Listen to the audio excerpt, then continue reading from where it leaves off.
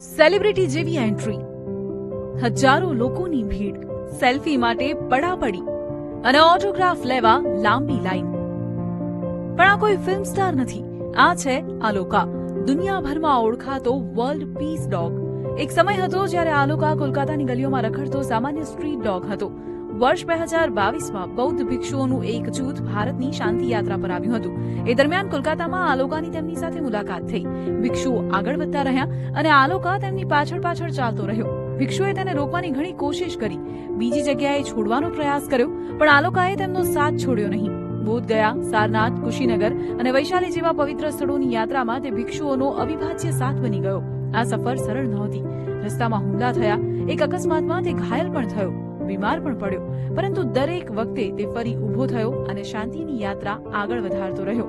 આલોકાની નિષ્ઠાથી પ્રભાવિત થઈને ભિક્ષુએ તેને દત્તક લીધો અને આખો વિડીયો જોવા માટે ડાઉનલોડ કરો દિવ્ય ભાસ્કર એપ.